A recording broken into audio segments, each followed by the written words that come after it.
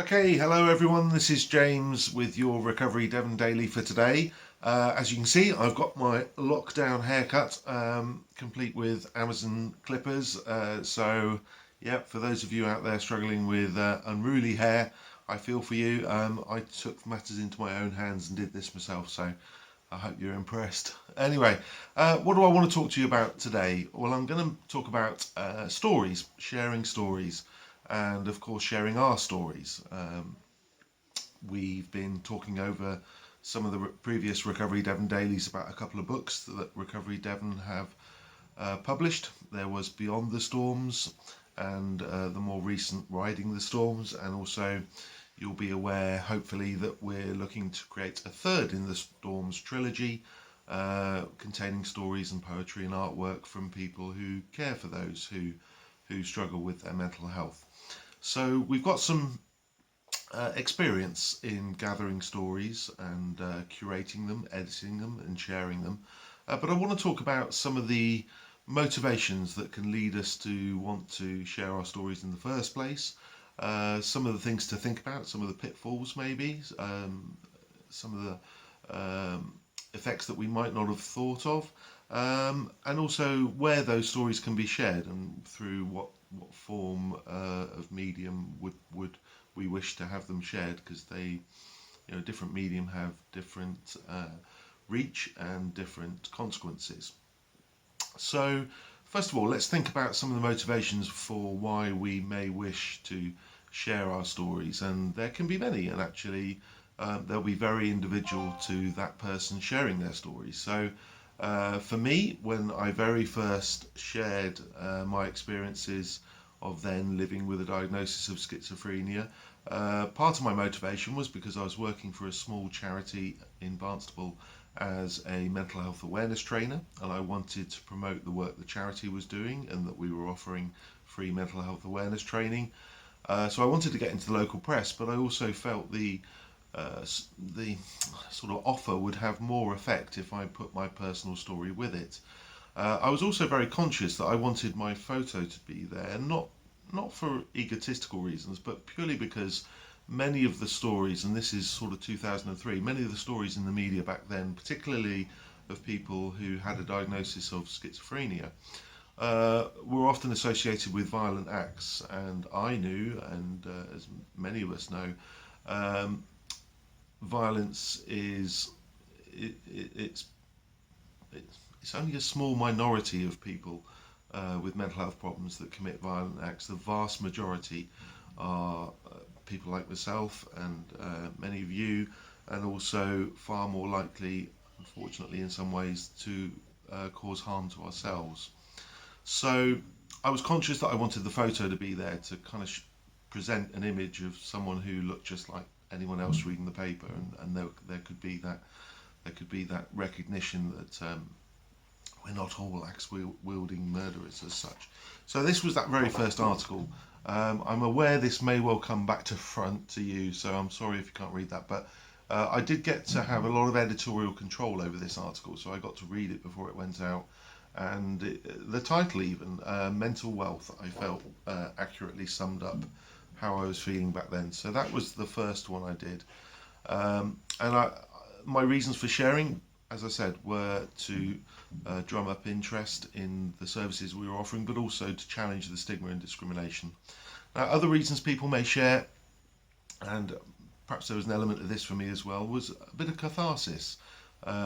There's something about getting what's happened to you from the inside to the outside and sharing it with others, and that in itself can be part of a healing process. So some people's motivation will be to do it for those reasons, just to find a way of expressing the pain they've experienced in a written or spoken format. It's getting it outside of us. And another reason may well be to help others who are going through similar situations. That's often one of the main reasons people choose to share, is because they want to offer a kind of hand of support by way of sharing their story to those who may be going through something similar, to express hope and to express a sense that people can get through this. So that's another very valid and oft used reason for sharing your story.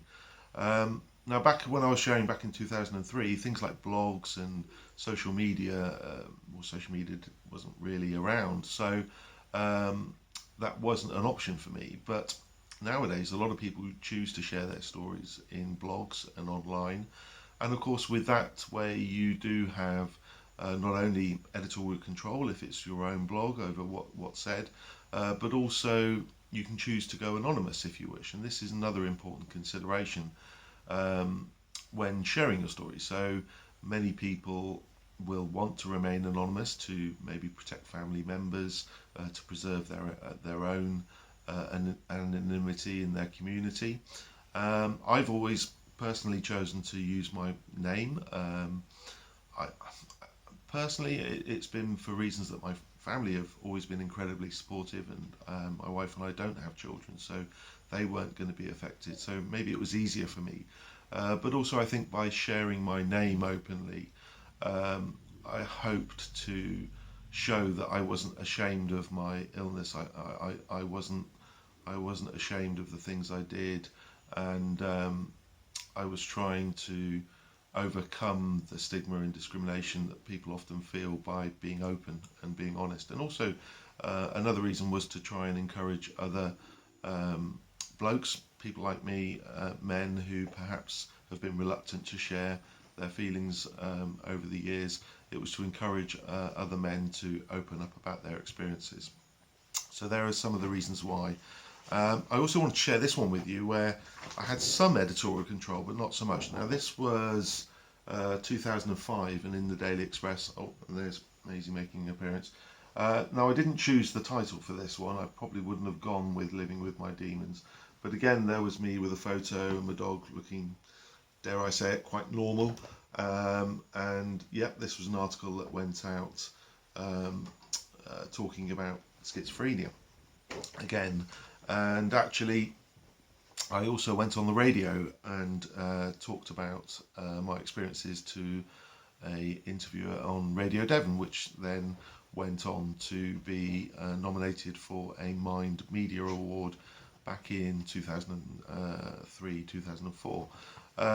So lots of different ways of sharing your story. Some things to think about. How much do you want to share? And thinking, oh, there's Maisie. She's wanting to share this video, obviously. I'm just going to finish with a quick little technique that can help you decide how much you might wish to share and how much you might not wish to share. And to do that, I use something like this. Again, I'm sorry if it comes out back to front, but you might be able to see what the point I'm making is. It's a timeline way of looking at things. I'll just pull it back. So along this axis, you have the events in your life. And along here is the time or your ages. You can put your age along this axis. And then here is the sort of the bar, what am I saying? The line, if you like, and we call it sometimes crossing the line. So what you've got is your early years. So I think around here, trying to read this back to front, you've got early years, so around age 9, etc. There's something that happened in your life that's part of your story, an important part, and you're okay to share that. So you write that event above the line because that's okay to share. Then moving on, we've got ages sort of 13. So there was something happened there that you're not quite ready to share. So you're going to put that below the line, that event. Going on to, I think this is age 17. Something there that, yep, I'm okay sharing that. And then again, moving on into your early 20s, not happy to share that. So you can see you're building a picture already of things you're happy to share above the line, and you can write those events down there. And then the events that you're not happy to share, either because they're too painful or maybe you're just not ready. So you put those events below the line, and then you've got a picture of what aspects of your story you're comfortable with sharing and those that you're not. So there are just some quick things to think about. We're obviously always encouraging people to share their stories if they so wish, and part of Recovery Devon's mission, if you like, is to encourage people to share those stories and for us to be a way that they can reach more people. So that's what we've done with Beyond the Storms and Riding the Storms. And the power of a story is well recognised. We know that our books have sort of brought light, if you like, into some people's darkest times, and yeah, it's good to know that the books are still as popular now, particularly Beyond the Storms, as when it was first published over 10 years ago. So I'm going to end there. That's been your Recovery Devon Daily today about sharing stories. As I mentioned, we're looking at our third trilogy in Storms trilogy. We're still working on a title for that. It's proven quite difficult to find another Storms title for this book around people who care for family members or friends. And yeah, we're so any interesting ideas you've got for us for a title, please let us know. And if you'd like to share your story, then please get in touch with us and we'll find a way of making that happen. Okay, thank you very much, and all the best. And we've got an important announcement in, I think it's going to be Thursday or Friday's daily. So keep an eye out for that. This is James signing off. All the best. Bye.